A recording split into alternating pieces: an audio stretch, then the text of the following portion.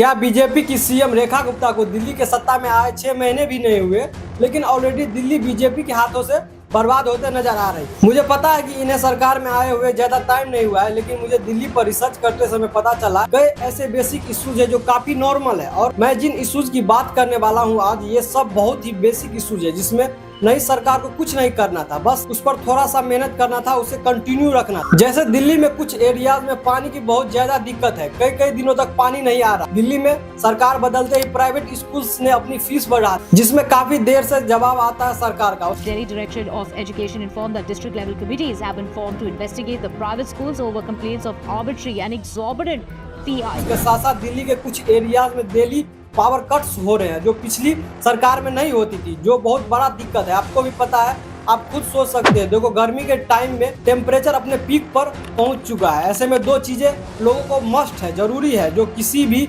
हालात में सबको चाहिए ही चाहिए।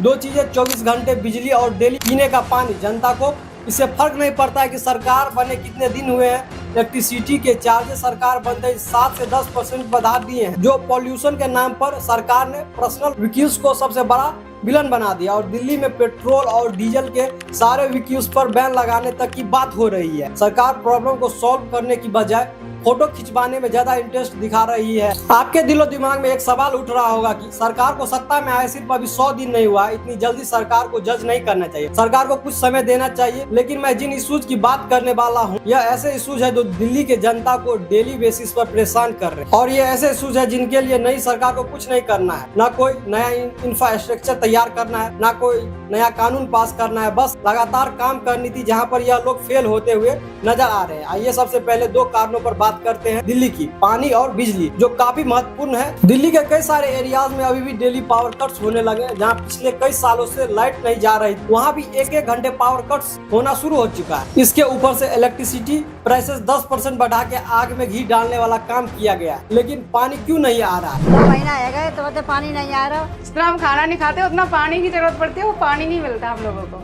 भैया मेन चीज तो पानी है, आपको भी पता है, गर्मियों में पानी है, पानी नहीं तो कुछ भी नहीं है। हम लोग को भैया मेन चीज तो पानी है, आपको भी पता है। इसके लिए दिल्ली पंजाब की आप सरकार को ब्लेम कर सकती है कि वह पानी नहीं छोड़े, लेकिन अगेन इससे आम जनता की कोई भी प्रॉब्लम सॉल्व नहीं हो पा रही है, बल्कि यहाँ पे फंसती हुई नजर आ रही है। दिल्ली के पावर मिनिस्टर आशीष सूद ने सरकार बनते ही इलेक्ट्रिसिटी प्राइसेस बढ़ाने के लिए ऑथोराइज कर दिया। उन्होंने सरकारी रीजन दिया कि पिछले सरकार में 27,000 करोड़ का डेप्ट आ चुका है, जिसके रिकवरी के लिए हमको प्राइसेस हाइक करनी ही पड़ेगी कोई भी हालत में। रियलिटी यह है कि आम जनता को समझाना बहुत ही मुश्किल का काम है। उनकी जेब से तो ज्यादा पैसा जा रहा है भाई, उन्हें बस एक कंट्रास्ट नजर आएगी। जैसे ही दिल्ली में सरकार बदली, पैसे ज्यादा लगने शुरू हो गए। चलो ये सही बात है कि पिछली सरकार में ज्यादा खपत हो गई तो हमें प्राइसेस हाई करने पड़े, इसे वैलिड रीजन मान सकते हैं। अगर आप भी आम आदमी पार्टी की तरह ब्लेम गेम खेलते रह जाओगे तो आप में और पिछली सरकार में क्या डिफरेंस रह जाएगी। दिल्ली में हर साल गर्मियों के टाइम में पानी की प्रॉब्लम शुरू हो जाती है। पिछले साल की बात है कि दिल्ली में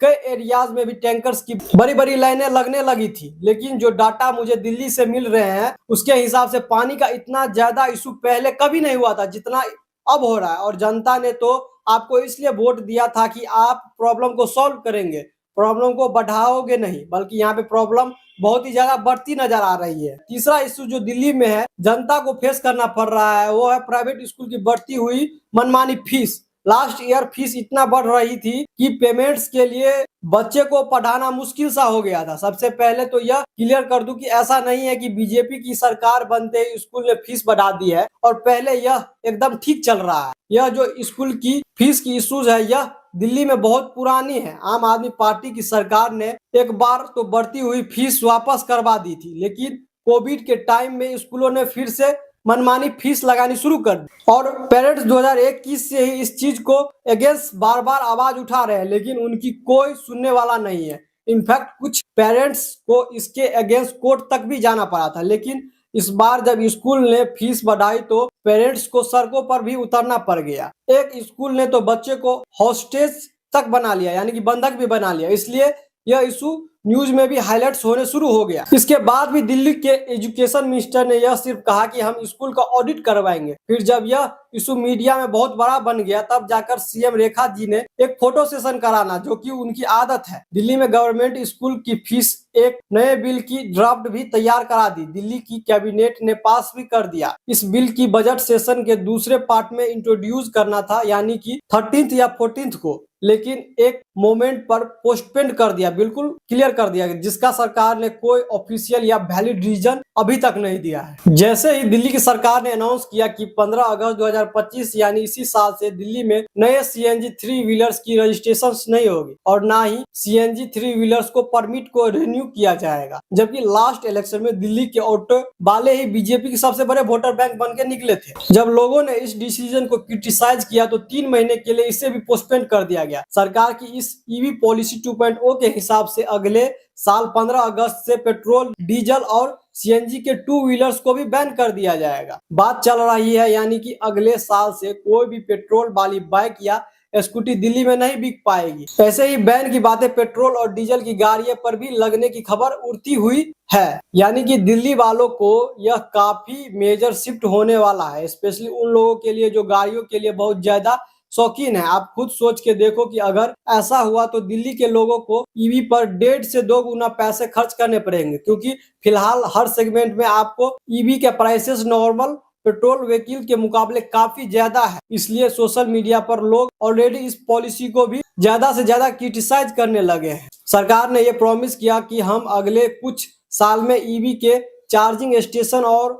उसके इंफ्रास्ट्रक्चर को डबल करने में बहुत फोकस करेंगे, लेकिन बैन की बात इसी साल से कंसीडर करने की बातें चल रही है। अगर अगले साल से ही पेट्रोल और डीजल व्हीकल्स को रजिस्ट्रेशन में रोक दिया जाएगा तो क्या सिर्फ एक साल में ही सरकार इतनी बड़ी ईवी का इंफ्रास्ट्रक्चर डेवलप कर पाएगी? इससे भी बड़ा क्वेश्चन यह है कि सरकार इसके थ्रू दिल्ली में पॉल्यूशन को कम करना चाह रही है, लेकिन दिल्ली में सिर्फ 25% पॉल्यूशन कंट्रीब्यूट करते हैं ये व्हीकल्स। इतना बड़ा विलेन क्यों बनाया जा रहा है? आप खुद सोच के देखो, अगर ऐसा हुआ तो दिल्ली में लोगों को ईवी पर 1.5 से 2 गुना पैसे खर्च करने पड़ेंगे, क्योंकि फिलहाल हर सेगमेंट में आप देखोगे ईवी की प्राइसेस नॉर्मल पेट्रोल व्हीकल्स के मुकाबले काफी ज्यादा महंगा पड़ रहा है। इसलिए सोशल मीडिया पर लोग ऑलरेडी इस पॉलिसी को बहुत ज्यादा क्रिटिसाइज करने लगे हैं। सरकार ने ये प्रॉमिस तो किया कि हम अगले कुछ सालों में ईवी के चार्जिंग स्टेशन और उसके इंफ्रास्ट्रक्चर को डेवलप करने में बहुत ही फोकस करेंगे, लेकिन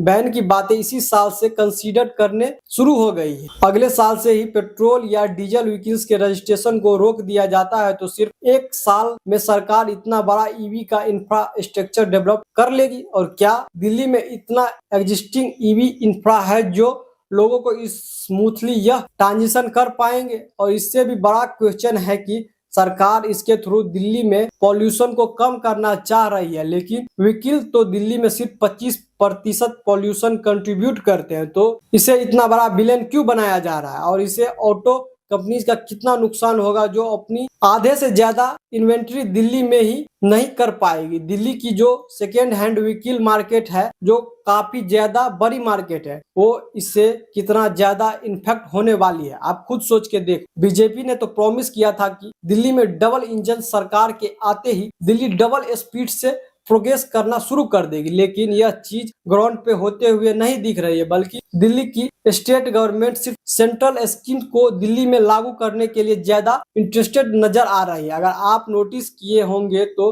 नई सरकार ने पहले 100 दिनों में सिर्फ 2 सबसे बड़ी अनाउंसमेंट की गई है, जो दोनों ही सेंट्रल स्कीम के अनाउंसमेंट थी। एक तो आयुष्मान भारत को दिल्ली में लॉन्च करना, दूसरी सीएम श्री स्कूल को दिल्ली में अनाउंस किया गया, जो पीएम श्री स्कूल से इंस्पायर्ड है और इसे नेशनल एजुकेशन पॉलिसी के थ्रू रेकमेंड किया गया है। सीएम श्री स्कूल के लिए सरकार 100 करोड़ से भी एलोकेट कर चुकी है। सिर्फ सेंट्रल स्कीम के भरोसे ही देश की कैपिटल को चलाना, मतलब आपने तो इसे ऑटो मोड पर छोड़ दिया है, अपने आप जो होना शुरू हो जाए। अगर दिल्ली सरकार ने अपने खुद के प्रोमिसेस की बात तो करे, महिला सम्मान योजना की अनाउंसमेंट की गई थी, 100 अटल कैंटीन खोलने की भी प्रॉमिस की गई थी। यह दोनों ही अभी तक सिर्फ अनाउंसमेंट बन के रह चुकी है। ना ही किसी को 2500 की पहली इंस्टॉलमेंट आई है और ना ही अटल कैंटीन खोली हुई नजर दिखाई दे रही है। इसके अलावा सरकार ने जो अनाउंसमेंट की वो भी काफी कंट्रोवर्शियल निकल रही है। आम जनता ऑलरेडी काफी अनपॉपुलर दिखाई दे रही है। आपको क्या लगता है, सीएम रेखा गुप्ता दिल्ली में टिक पाएगी? क्या भरोसे से काम कर पाएगी? अपने बयानों पर खरा उतरेगी? आपको क्या लगता है, कमेंट बॉक्स में जरूर बताइएगा।